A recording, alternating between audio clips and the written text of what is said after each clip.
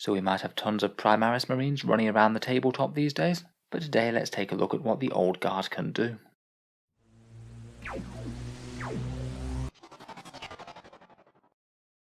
Hello and welcome back to Auspex Tactics, the strategy-focused 40k channel, where we're all about getting the most out of our miniatures on the tabletop. In today's video we're going to be focusing on the Humble Tactical Squad. They've made the jump from 1 wound to 2 wound in the not too distant past, and today I thought we'd go over their entire setup, weapon options, unit synergy, and best uses on the battlefield. As I'm sure basically everyone will be aware, tactical squads pretty much always formed the core of the battle line in Codex Astartes chapters before the advent of Primaris. Even today, however, they're still arguably the most versatile and flexible force in the Space Marine army, with access to flexible gear depending on the mission in question, and formed of Space Marines who have already rotated through the Assault and Devastator squads. Tactical squads are one of the most iconic symbols of Warhammer 40k, a great superhuman power-armoured Space Marine armed with a mighty bolter, and manning the battle line in the 41st millennium. With the right support, they can be deadly in close combat with their sergeant carrying powerful power weapons, make very rapid attacks with drop pods or rhino transports, and provide decent fire support with heavy weapons often being included in the squad. So let's see how they stack up rules-wise in 9th edition. So Tactical Marines are of course a troops choice for Codex Space Marines. You get between 5 and 10 of them in one squad, and they'll cost you 18 points each per model. After the recent Codex updates, they're really very similar to the Intercessors indeed. They have 2 wounds now, but only 1 attack, unlike their Primaris brothers. Every model is armed with a bolt pistol, bolt gun, and frag and crack grenades. The bolter is of course one of the most ubiquitous weapons in 40k, though I have to admit in 9th edition it isn't one of the most overwhelming damage dealing weapons in the world. There has been somewhat of a creep of lethality and durability over the course of 8th edition, and now a couple of bolt shots per guy really isn't going to do all that much unless you are firing against very light infantry. Bolter discipline does certainly help, 2 shots at 24 inches if you're standing still, meaning that your standard bolter guys are perhaps a little bit better at standing still on objectives, but for the standard bolter armed guys I think they add a fair bit more in terms of durability than they really do in damage output. We'll go through all of their many and varied weapon options in a second, but in terms of their other special rules, they have Shock Assault for that extra attack on the first round of combat, very relevant when you've only got 1 to start with. Combat Doctrines, which they'll unsurprisingly love being in the Tactical Doctrine. It was named after them after all. And they can combat squad if you really want to, breaking the squad down into 2 separate halves, though unless you're really hurting for troops choices, you're usually better off fielding them in squads of 5. In terms of keywords, they're infantry and core, so we'll be able to receive basically all buffs. They'll have obsec due to being troops, and interestingly enough in the codex they did pick up the melter bomb keyword, which can occasionally give them a very nasty sting against vehicles if it's desperately needed. In general for the Space Marine troops though, I'd say that tactical squads epitomise durability more than damage output. Their guns aren't quite as deadly as Intercessors, and they don't get as many attacks in melee, but being a couple of points cheaper, you get the same defensive profile for a bit less. So let's talk through their various Wargear options now then. For me, I feel like you get some of the best value out of tactical squads from their heavy weapons, and some of these can be really quite cheap to be seeded into the squad. If you are just camping on a home objective, I think 10 points to upgrade to a heavy bolter, or 15 points for a las cannon could be some really good pickups. The grav cannon's just a little bit problematic for the tactical marines. It is 24-inch range, so they're going to want to move to get into range with it, which of course will mean that it's firing with a bit less accuracy. Perhaps not so bad in an ultramarines army if you can access Scions of Guilliman to move and shoot it for no penalty. For the 15-point heavy weapons, I feel that typically you're going to want las cannons over missile launchers these days, though I know tastes can vary. As they are the exact same amount of points, you're basically making the trade-off from a point of strength and a point of AP from the las cannon to the missile launcher, so they have the option to fire in frag missile mode if there aren't any hard targets around to shoot at. Personally, I'm more of a fan of the las cannon myself, though certainly in certain matchups you would have been better off with missile launchers. There are merits to both if you don't know what you're going to be fighting. Plasma cannons are a fairly reasonable pickup on an objective camping squad. In overcharge mode and having the blast keyword means that they can do a decent amount of damage against heavy infantry, though I would be far more inclined to consider them if you did definitely have a Space Marine captain hanging around to buff them. If not, I'd likely stick with a heavy bolter or las cannon. Finally, we have the multi-melter for 20 points, which again is pretty excellent damage output, though does struggle with range. Could perhaps be one to consider if you're playing either salamanders or ultramarines again. I'll admit I am a little bit less enamoured on the special weapons, though they can have their uses if you're jumping out of a rhino or a drop pod. Personally, I'd typically not bother with them unless you are investing in some way to get them to the front line. If you are, I'd be most tempted by the melter, plasma or flamer, and likely paired with a combi weapon of the same type on the sergeant, as it can give the squad overall a bit of a niche, and make it well worth attacking one sort of foe. I would say that they're all at least fairly balanced at the moment. Melter and Plasma both have their merits, particularly as the Melter doesn't try and kill you. The Flamer is very cheap, but doesn't really do anything particularly different for the squad. They'll already be okay at killing anti-infantry, and I feel that the Grav is just a bit subpar. If you're not taking a combi weapon on the Sergeant, you could take one of the pistols. For 5 points you could have a Plasma Pistol, Inferno Pistol, Hand Flamer or Storm Bolter. Out of this lot, my favourite is the Storm Bolter. The Plasma doesn't give you amazing damage output increase for the points. The Inferno Pistol is really hard to get in range, as it won't be in range out of Deep Strike. The Hand Flamer just doesn't really give you all that much damage output, but the Storm Bolter does effectively give you the firepower of 2 guys, so it's not unreasonable to take. Certainly nowhere near as good as it was in last edition though, when it was just 2 points. The Sergeant can also opt to replace his bolt pistol with a melee weapon of some description. I would basically always swap it out for the chainsword. He'll get extra AP on the attacks and 1 additional attack, and you should be fine for shooting with just your bolter. So I would always take a chainsword on the Sergeant, and then you could think about upgrading it a little bit more. Lightning claws are pretty much flat better than power swords or power axes at the moment, and if you wanted to have some threat against tanks you could take power fists or thunder hammers, though in my opinion it does kind of make the unit a bit weird. Most of the tactical marines aren't really all that strong in close combat, seeing as they only get 1 attack and 2 with shock assault, and I'm not really convinced that just throwing in 1 power fist is really going to put them over the edge.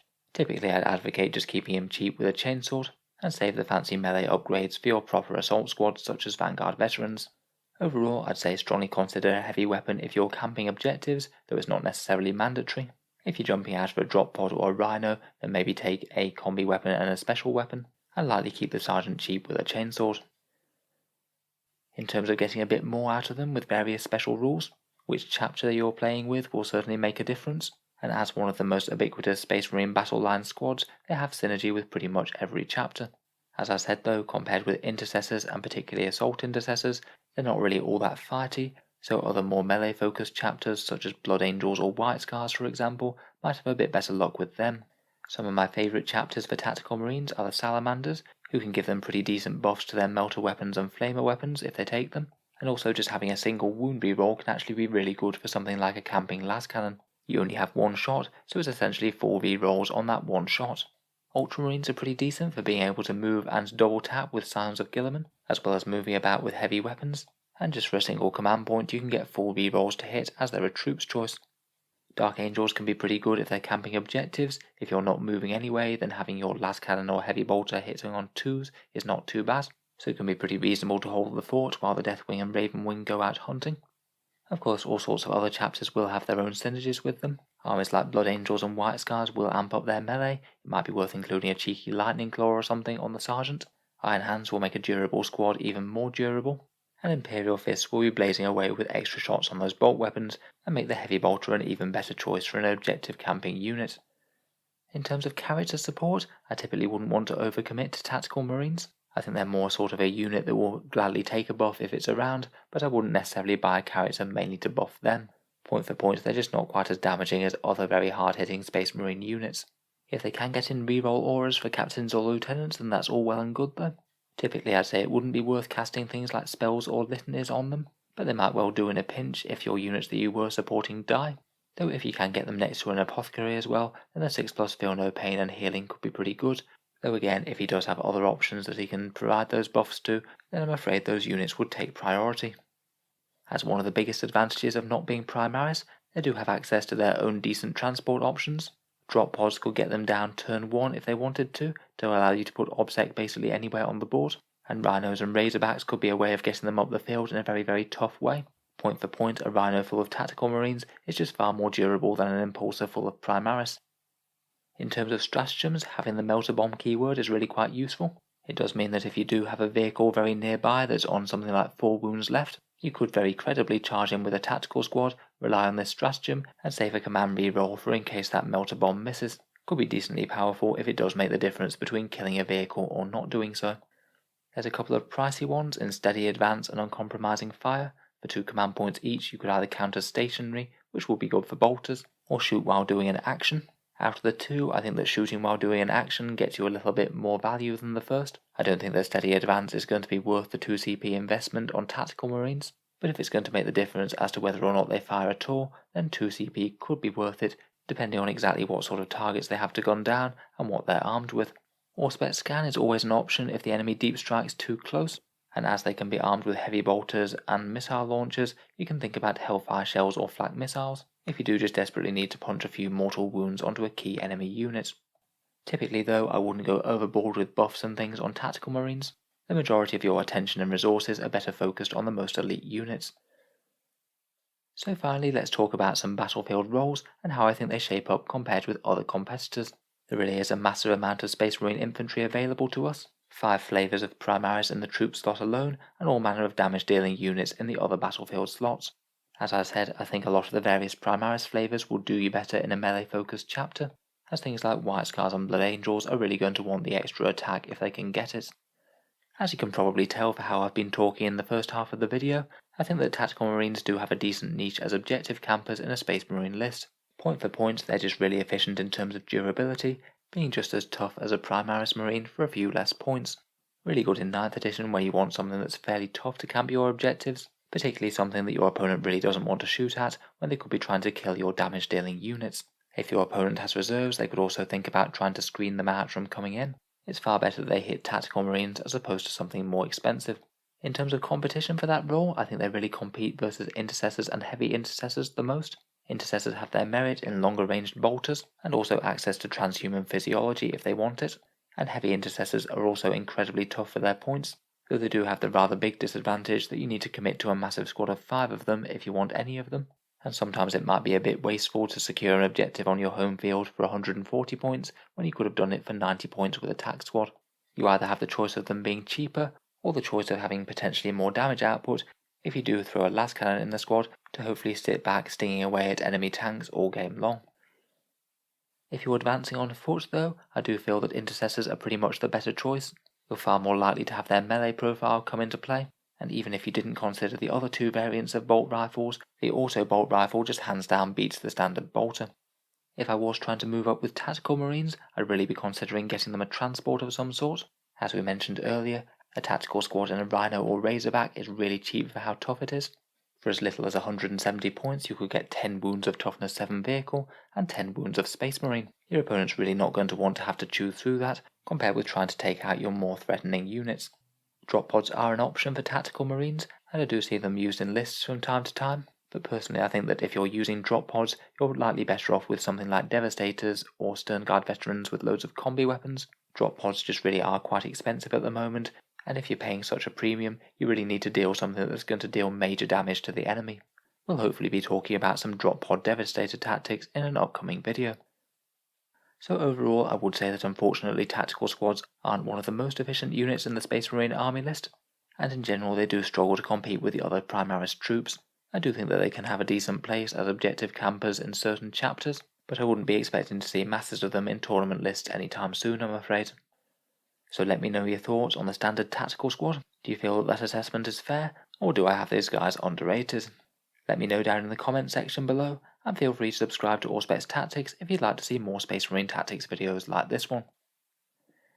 Finally, if you'd like to help support the channel, I would just like to mention that I do have an Element Games affiliate link, which you can find down in the video description below.